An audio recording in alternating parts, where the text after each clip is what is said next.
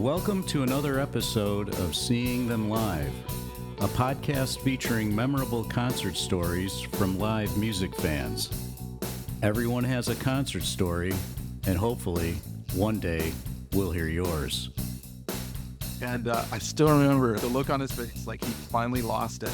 Now, I didn't say a word, and I was right there, like, for the first person in line. And he looked at it and he said, "That's it. You and you," pointing at me and my girlfriend. "You guys go in. You haven't said anything all night." And I think we might have been the only people who got let in that night. And I was so damn excited that I completely passed by the ticket booth and started to run upstairs. And then I heard somebody yell, "Hey, come back. You stopped to pay."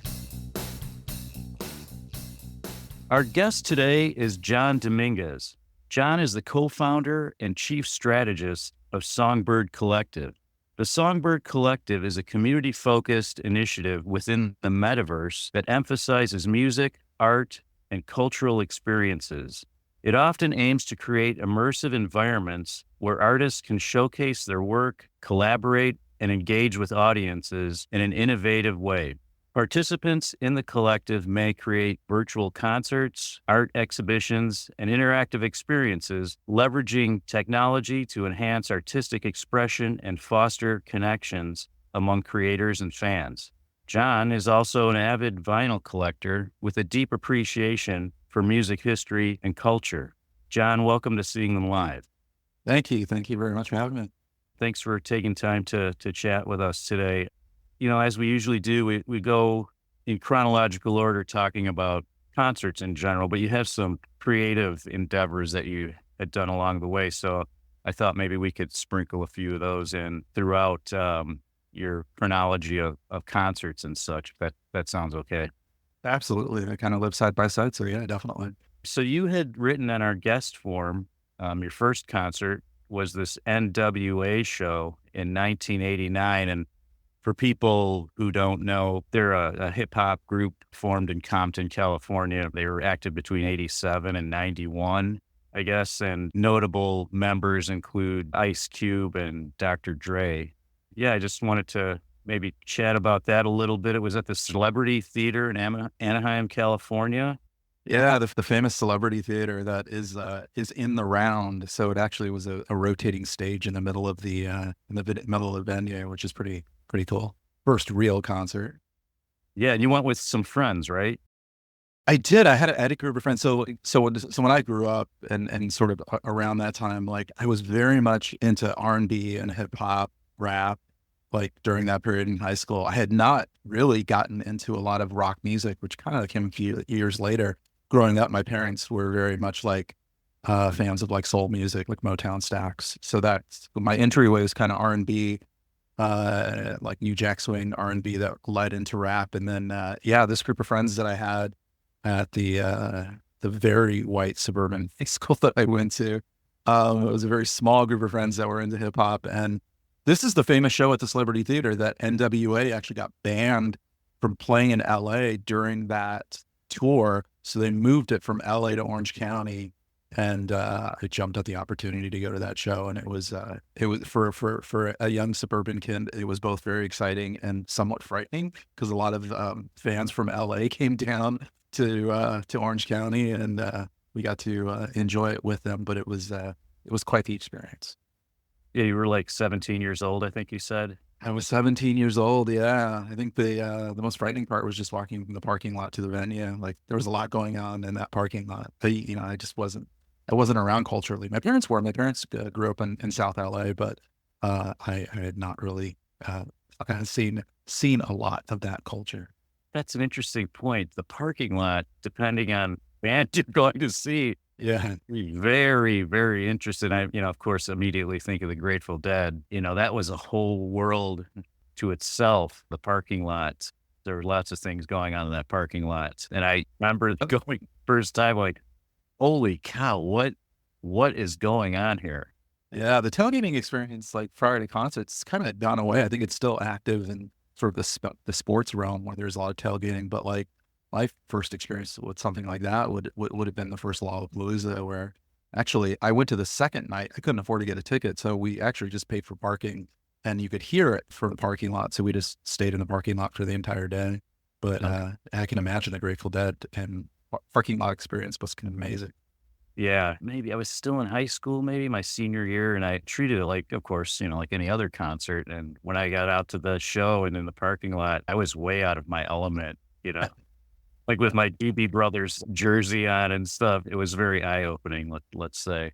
John, like you'd mentioned, maybe like 6 years later or so, in 95 then, after this, your initial experience, I'm sure you went to loads of other concerts after that, but you'd mentioned you started doing some research of music history. I was just wondering what you meant by that and what did it entail? So I was really lucky in 95, like heading into 96, I got a job. I wasn't working. I wasn't a student at Cal State Fullerton at the time, but I got a job through a friend working at their computer store in the bookstore. And at the time these were the early years of the internet, but on college campus, they had T1 lines, which were like super fast, like internet connections. And I had a friend, Jason, who was very much into avant-garde jazz and punk rock. And he would turn me on to a lot of music. He worked in the bookstore as well. But when I started searching for where was anybody writing about music, like during the slow periods at the bookstore, and there were a couple of things I remember coming across. One was a little bit later was Mike Watt's first web page, which is it still looks exactly the same as it did like 25 years ago. But also that's when I first came across Lester Bang's sort of famous essay, Free Jazz Punk Rock, which was about the early 80s, late 70s, early 80s no wave scene in New York. And he really he put it side by side with the bravery that jazz artists showed, like Ornette Coleman. And it really opened my eyes. And I kind of just took a deep dive into anything that I could find that people were writing about music at the time and started collecting all those pages of essays that I could find online. And we'll talk about this in a minute when we jump to 03, but you started to write a book in 03, right? A little bit earlier than that. Yeah. I started to kind of put together the skeleton or the sort of bones of the idea of what I wanted to write. But I dove into it like all through the early part of the 2000s, kind of on and off, going back to it when I was inspired and then losing focus more times than I could count. Yeah, it's hard to write a book. And yeah, focus is always a problem with everybody, right? Especially doing something like that. Hopefully one day you'll put it together. Yeah. I feel like it might even be more valid now, sort of the argument that the roots of punk rock are actually rooted in free jazz and earlier than art rock and the early years of punk rock. I mean, that seems to be where the narrative starts, the Stooges or Velvet Underground in terms of like cultural influence.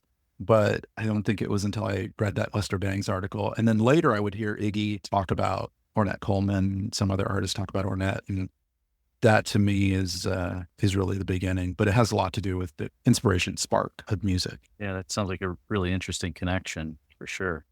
We'll stay in 03, I guess, for a bit under your best concert. You mentioned a couple, but with the same band, right? So we're talking about Kings of Leon. Okay. And the first time, I guess you see them, well, they had released an EP, I guess, in February called Holy Roller Novocaine. Novocaine, yeah. And then in August, they released of 03 as well, Youth and Young Manhood. Manhood, yeah. But the first time you see them, which I'm really looking forward to hearing what you have to say about this, is at Johnny Depp's Viper Room. Yeah, at Viper Room, yeah. What was that like? I don't know if this is accurate because I guess maybe there's other versions of Viper Room now. Maybe the capacity is about 250 people. Does that sound about right? At the time, it was small, and I don't know if it's expanded at all. I think it's still a relatively tiny club. Okay, there's certainly no sort of larger shows that happen there, except maybe a band will come through and want to do like a warm up gig, but it's still relatively small club. Yeah, but that first Kings of Leon show at the Viper Room, it was my girlfriend at the time, who later became my wife, and is now my ex-wife. So this was during the retro rock period of the early 2000s. And I think everyone will kind of remember when all of those sort of bands came out, The Strokes and Jet, bands like that. One person who would comment often about those bands was Noel Gallagher from Oasis. And I was buying a lot of British music magazines during that time because a lot of them would come with CDs. So you buy the magazine, you get the CD, it was like a sampler CD, and then you go home and like listen to the like music that you just couldn't get in the United States, like unless you wanted to pay an arm and a leg for import CDs. And Noel Gallagher mentioned that EP, the Holy Roller Novocaine, and he said that Kings of Leon were his favorite band right now. Well, at that time, like Jimi Hendrix, they had to go to England to get any press because they couldn't get any in the US. And then they came back to the US and were doing like small club dates. And just as I was like pondering, like, I wonder when I can go see them, I jumped online and found out that they were playing a show at the Viper Room. Now, for all I know, it had just popped up that they just decided to do some sort of warm-up gig. And my girlfriend, I think we might have just gotten engaged. We decided, let's just go down there. And like, if we can't get in, because likely it's going to be sold out, it's going to sell out fast. We'll just hang out. It'll just be fun just to be around it. And so we went down there, sold out. But the doorman said, hey, why don't you guys just go wait in line? Just go wait behind the velvet rope right there. That's just outside of the Viper Room. And we were the first people there in line. And slowly but surely, about 50 to 75 people gathered around the block in that line. And you could hear Kings of Leon playing like when the show started. And they were about 3 songs in. And people were yelling at that poor doorman, and they were giving him a hard time. Like people were coming out, and they're like, come on, people are coming out. Like, what's going on? And I still remember the look on his face, like he finally lost it. Now, I didn't say a word, and I was right there, like for the first person in line. And he looked at it and he said, that's it. You and you, pointing at me and my girlfriend, you guys go in. You haven't said anything all night. And I think we might have been the only people who got let in that night. And I was so damn excited that I completely passed by the ticket booth and started to run upstairs. And then I heard somebody yell, hey, come back, you stopped to pay. But that place was packed, and we caught 3 or 4 songs, but it was pretty magical. Yeah, because there was obviously a famous place, and famous people would hang out there all the time. Did you see it? Were you like shoulder to shoulder with Jennifer Aniston or somebody?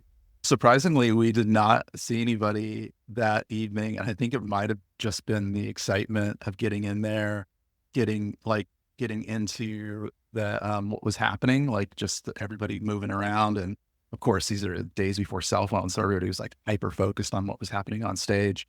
It surprises me because in those days, I'd see a lot at concerts is Angelo Moore from Fishbone. That dude seemed to be at every concert I went to during that period. But no, unfortunately, I didn't see anybody famous at that show. Did you go there often, or was that like maybe just the one time you were there? It was one of 2 times I went there. I saw a band called On the Speakers, I think, there once, who's a offshoot of a really cool band called Creeper Lagoon. But I think that's the only other time I went to the Viper Ring. Because then later in that year, you saw Kings of Leon again at the Troubadour. Well, that's in Hollywood, I guess. Yeah, West Hollywood. It says the capacity is about 500 people. And I saw that Rolling Stone magazine named it one of the best clubs, rock clubs. So you want to talk about that? You'd mentioned there, seeing them, they were so young and raw, I think is how you described it. Yeah, I mean, anybody who's a fan of rock music, you have to sort of make a pilgrimage to West Hollywood and the Troubadour like once in your life. It's kind of the club to go to for anybody who's interested in music history or culture. Like you feel the magic. You feel the magic in there. And then famously in that recent movie about Elton John, Rocket Man, they shot a scene, and I mean, the club looks exactly like the club. I'm sure they used most of the club, but it hasn't changed. I mean, from sort of the early, like when the Eagles played there and other bands, it's pretty much the same club, same bar. Like, you can sit there and have a shot of Southern Comfort like Janice used to, and just really enjoy it. But yeah, so at that time, if I remember the history correctly, of Kings of Leon, the bass player, who was one of the cousins or brothers, they're all related, all the guys in the band. Yeah, I think he had just turned 17 when they went on that tour, and they looked very raw and young, and there was that vintage quality of retro rock bands during that time. So it certainly felt like being able to see like Aerosmith or somebody like that in like a small club. Like that was the feeling I got. It was a very old school kind of rock, dirty rock feeling. Yeah, that sounds cool. That's funny you mentioned how young they were. Last night, I happened to see this band called Ben Stellar. They were opening for Fontaine's DC at the Salt Shed, and the guys in Ben Stellar, I mean, I have to look it up, but I mean, some of them look like, they could have been in high school, like you were saying, they were Yeah. very, very young, but very, very good. They were fantastic. They put on a great show, but yeah, it's amazing band that young, what they can produce like that. I thought was really incredible watching them last night. Yeah. So anything else to add to those shows, John?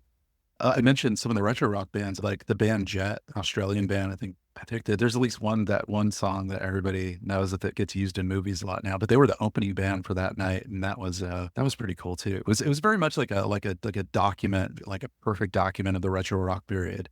Again, like just the way they dressed, the music. There was one thing. Is there one show to experience during that time? I definitely put it up there with any sort of cultural relic or moment from that period. Wow. Yeah, I'll have to check it out. I was actually in Hollywood over the summer, and now I'm bummed that I didn't check it out, the Troubadour, but I'll have to put that on my list when I go back one of these days. Yeah, the Troubadour and the Roxy.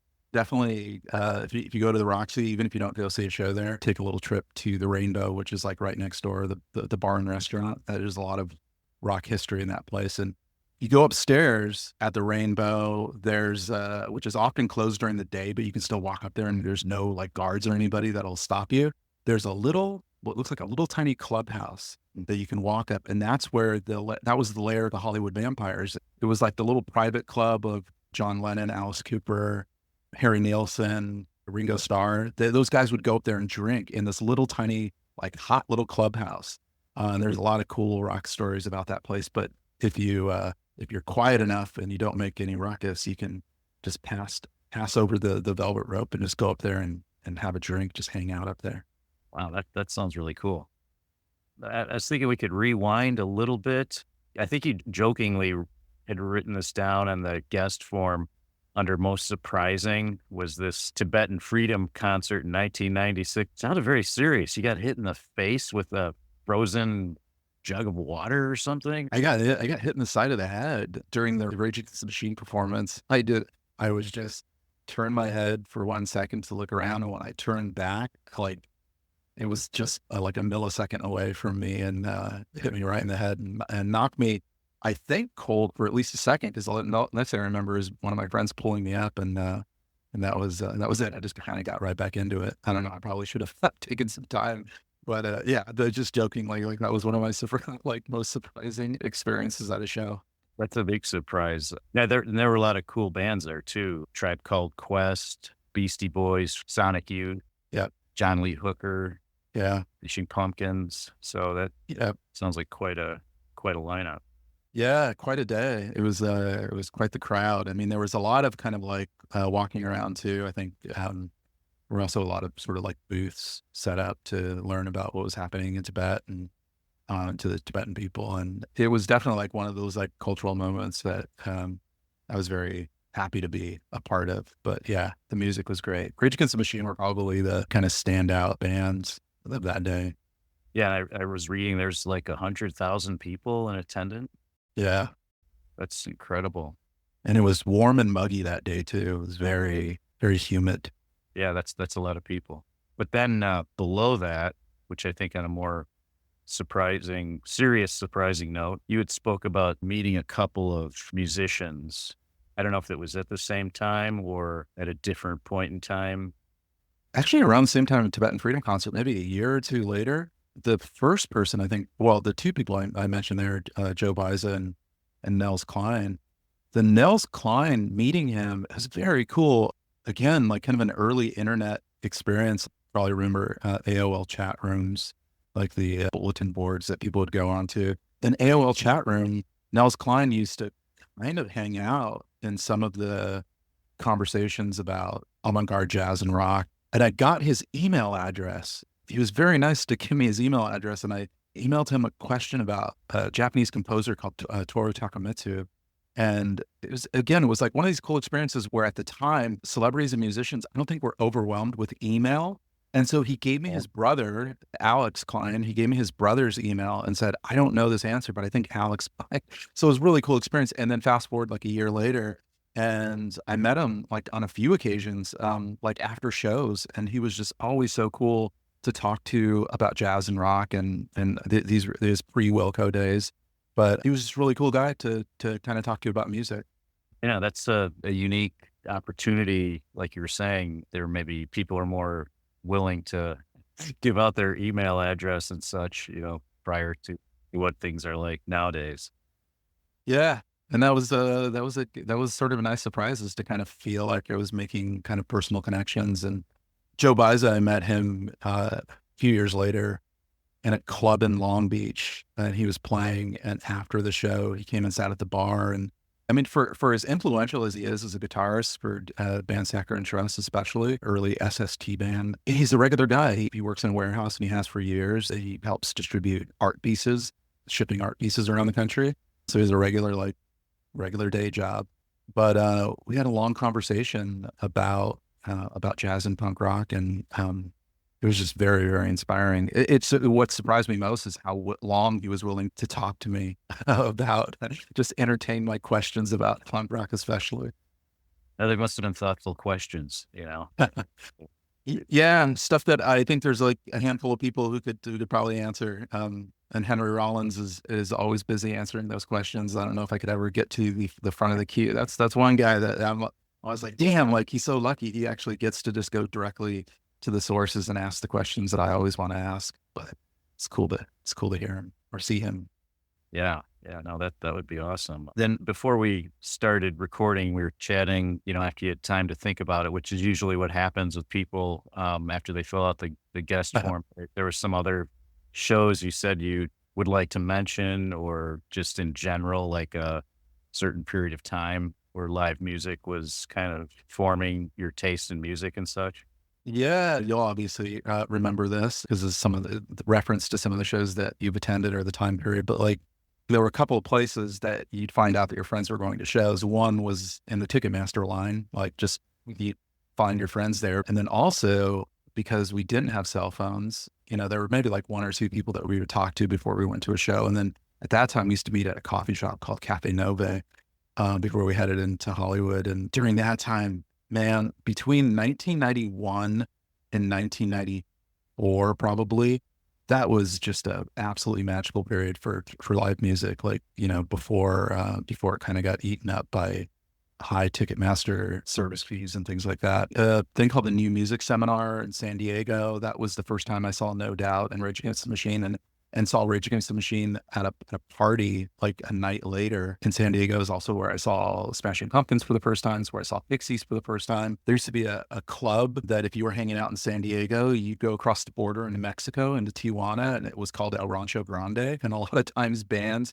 after they played San Diego, they would go down to Tijuana and they'd play shows there. And that's where I saw like Pointer for Pyros, and I think I saw Pixies there, if I remember correctly. But in 1992, that was the famous Sonic Youth's Castaic Lake show.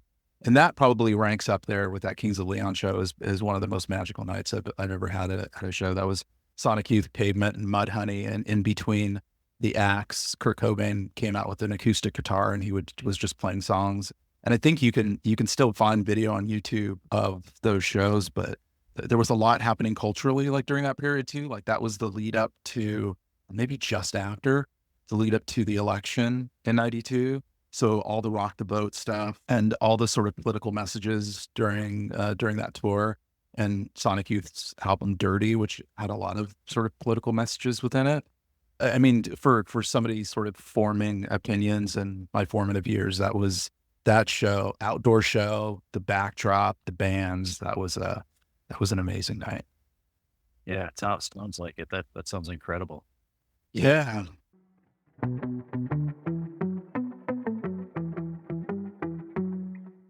Hi, this is Doug, producer of Seeing Them Live. We're going to take a short break from this episode to hear from some of our friends.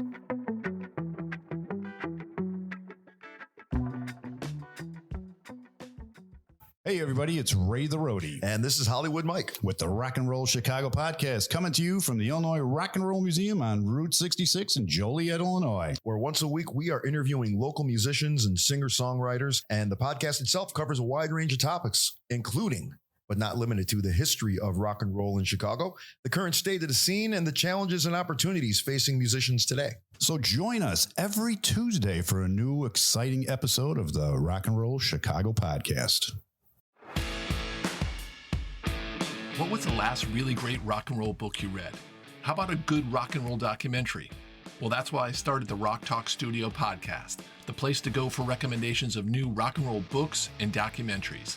Give me 20 minutes and the Rock Talk Studio podcast will get you caught up on the world of rock and roll books and docs from every possible angle and leave you with a no-doubt decision on where to spend your time and money. Want to know what to read next or which film to add to your watch list? Well, here comes all the top recommendations and hidden gems you don't want to miss. I'm your host, Big Rick. Join me for an exclusive look into what's hitting the shelves and the screens, and get ready to rock your reading and viewing list. The Rock Talk Studio podcast, your ultimate guide to discovering the best new rock and roll books and documentaries.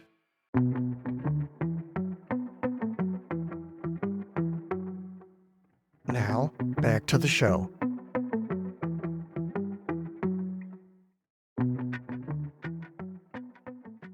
John, did you want to maybe start talking about the Songbird Collective that you're part of?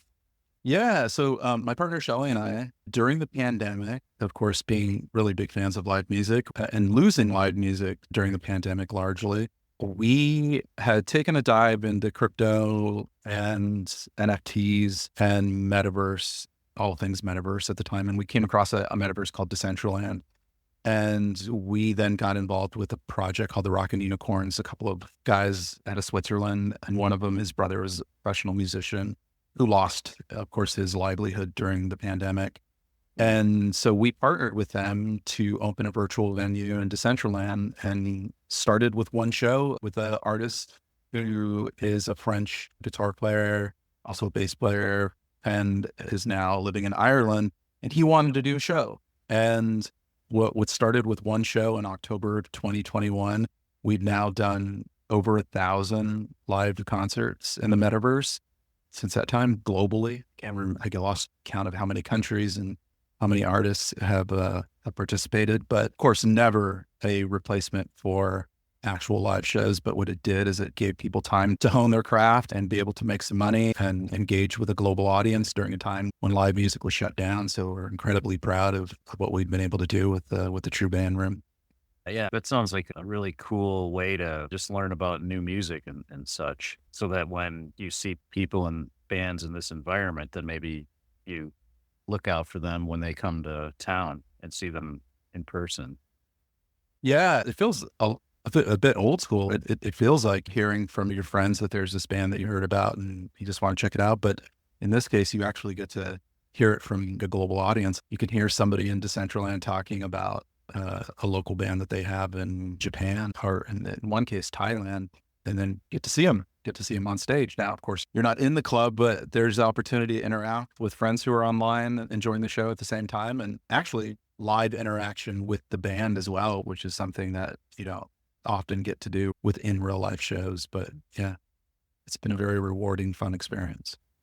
Yeah, because we interviewed this guy, Roger Merlo, who's referred to as the gig slut. He goes to his shows every night, at least one. He has a record for like 6 shows in one evening at 6 different venues. Oh my God. Yeah, he's quite well known in London in the music scene. But if he's deciding between seeing a band that night, and one's from London and the other one, like you're saying, is from Japan or something, he'll see the one from Japan because he doesn't know if they'll ever come back through. So he has to make some of these tough decisions sometimes. But you're describing as a way to see these bands from far-flung locales that you probably otherwise wouldn't see them come through your town necessarily, right? Yeah, certainly. I think a lot of bands now, especially with independent music, right? Like a lot of musicians have kind of taken control of their business versus going through the traditional channels of hopefully getting noticed, hopefully getting signed to a label that has some promotional money to put behind gigs or anything, any type of promotion.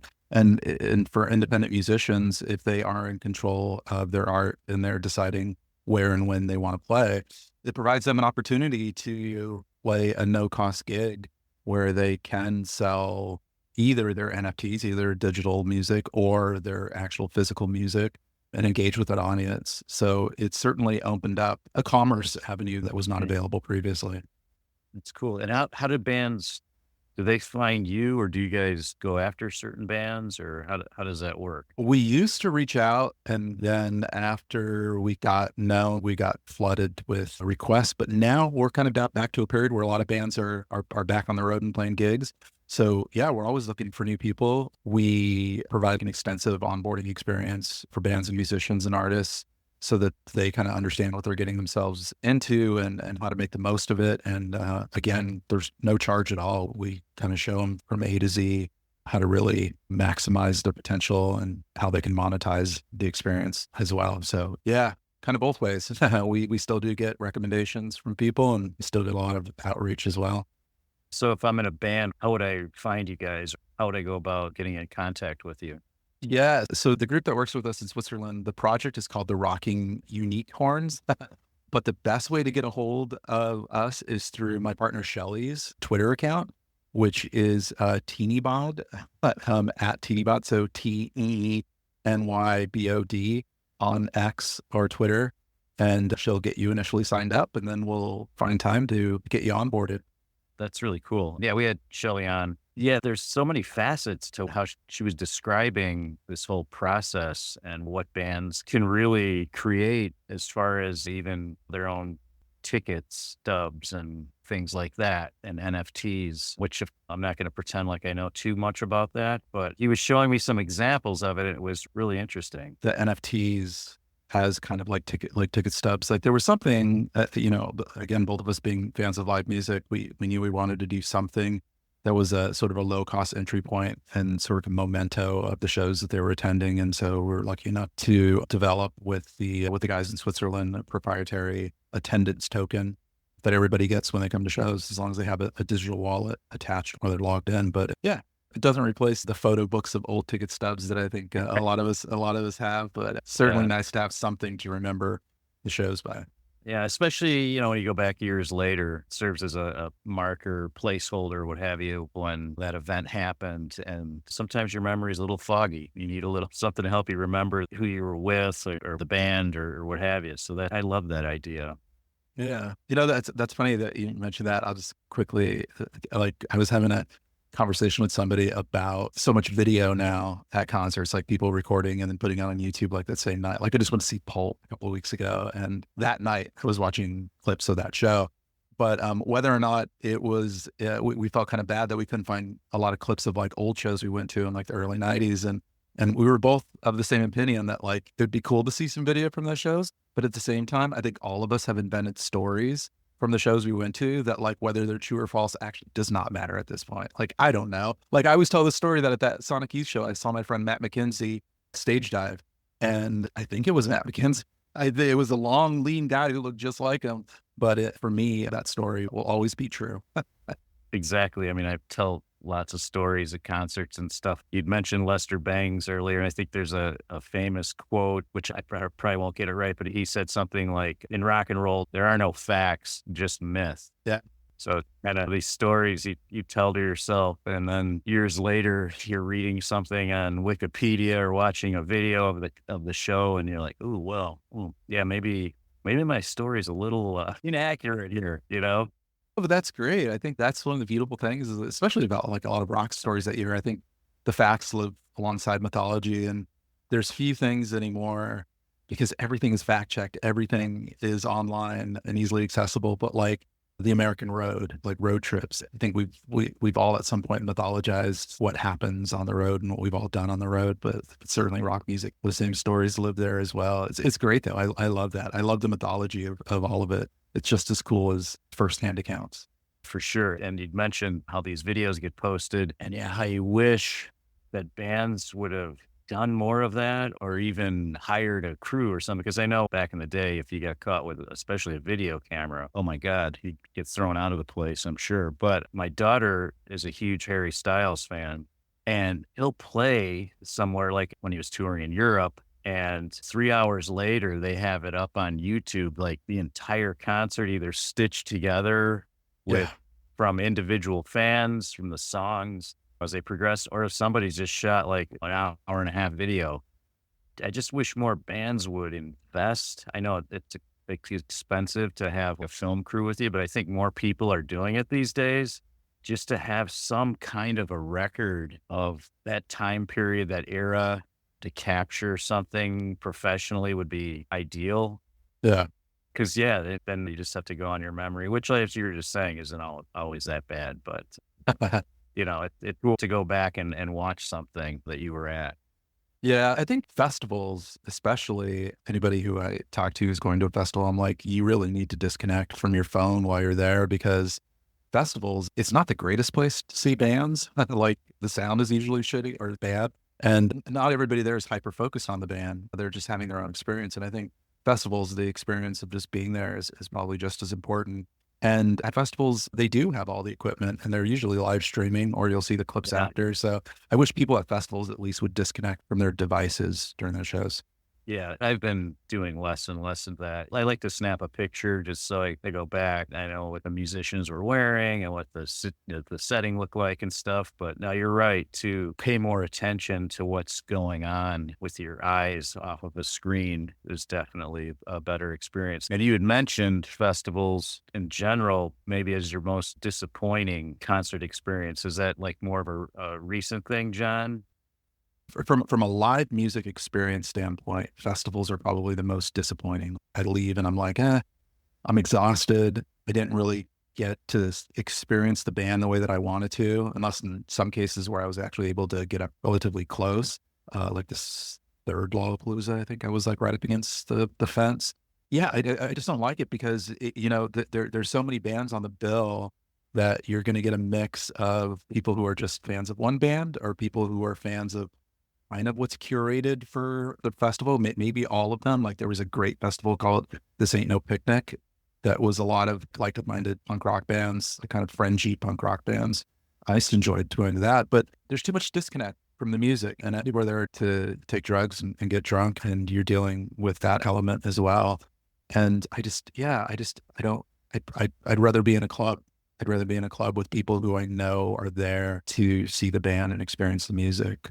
I mean, there are cool cultural moments that I'm glad I did miss, but I don't really see attending a festival as a music experience as much as I do a club experience. Now, what I did notice, though, I went to Lollapalooza 2024. We were there primarily to see the Killers, but we did see other bands. But the one thing I noticed, John, overall, I was definitely one of the older people in the crowd. This younger crowd, they're more chilled out. I did see a handful of people that were heavily intoxicated, but overall, like you'd mentioned, getting hit on the side of your head with a frozen jug of water. I mean, I know what you're talking about, like, because I would go to heavy metal shows where, M80s are blowing off over your head, somebody's throwing these things in the crowd, and it's just crazy.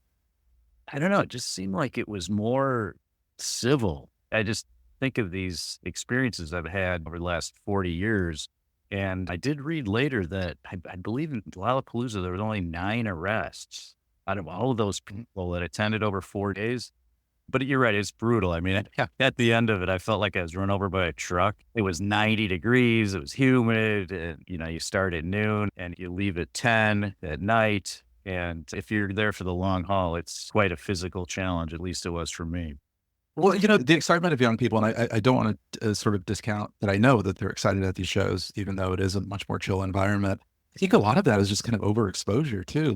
If you're going to see a band a month from now and they're on tour, chances are you can watch video of every show leading up to the show that you're attending. True. There was a time when seeing that band live was a local experience. Like, that's your shot. Like, you're going to see them live. And I think that the buildup was much more. It was definitely much more exciting. And, in some cases you didn't really you might have just purchased the album. There was no streaming. So either somebody had the album or you just purchased it and maybe you just listened to it. I remember going to see bands where I would buy the album the day before and just listen to it nonstop so that I knew the songs before I got to the show. I just think there's a lot of overexposure. It's just like traveling now, right? Like you can see videos and everybody knows the little pockets of places from the internet anywhere in the world, where before they were much more exclusive and private and exciting because you were discovering something. And I think there's a little bit less discovery. That's a good point. I've heard older musicians, Roger Daltrey from The Who in particular, complaining about the set lists that are available, and it takes all of the surprise or spontaneity out of the show because everybody knows what songs they're going to play. Good point, John. I would agree with you on that. That's interesting. I never thought about that, but I do remember that I saw Paul Weller once from the Jam. He was doing a solo acoustic set, and he played Town Called Malice, like the most massive like jam song. And everybody just went crazy. I could imagine that there would be like a lot of like, I know it's coming because I've seen his set list on the internet, so I know he's going to play it. But we were all like shocked and surprised that he played that jam song. So that was definitely cool. So I agree with Roger. John, as we come up towards the end of time, is there anything you'd like to add or plug, or maybe another concert you want to talk about? No, I think I'll stick with the theme of this show. And I will say that anybody who is listening, man, live music's back. And if you think, well, I'm priced out of it, you're thinking about Oasis shows and stuff like that, and how expensive all that stuff is. There are local clubs that are still around. Chain Reaction in Anaheim, California is still around. The Observatory, which is a little bit bigger, but they always have small rooms too. They have a small room called Constellation Room where you can still see shows for like 10 or 15 bucks. Like those places still exist. They may not in 10 years. Some of them, like Mr. T's Bowl in LA, like that one shut down. But they're still small clubs and they definitely need all of our support. So find those clubs, seek out, even if you don't know the band, just go see them, pay the 10 bucks or the 15 bucks and go see those shows. Cause I guarantee you 20 years from now or 30 years from now, when you're old like me and you're sitting around talking about old punk rock shows, those are the shows you're going to remember most fondly. So get out there, spend the little money that you might have on these less expensive shows and stop putting it all into those massive, overly priced shows. That's well said. As everybody knows, some of these shows cost, it's like a mortgage payment to go see some of these performers. This has been great, John. I appreciate you taking the time to chat with me today and have people check out Songbird Collective and bands out there looking for a venue to play at virtually. Check it out. Yeah, definitely. Thank you. This was great. It's a lot of fun. Appreciate it. That's a wrap for our show. I want to thank today's guests for sharing their concert stories with us. Make sure to check out our show notes at seeingthemlive.com for links to websites, photos, and other artifacts mentioned in the show. I also want to thank my producer, Doug Florzak. The theme music for the show was composed by Doug and is featured on his album, Flagstone. If you have a concert story you'd like to share on our podcast, please visit our website and click on Become a Guest in the main menu. Then fill out the form and click the Submit button. If you seem like a good fit for the show, we'll contact you via email. I guess it's time to head for the exits. We'll see you next time on Seeing Them Live.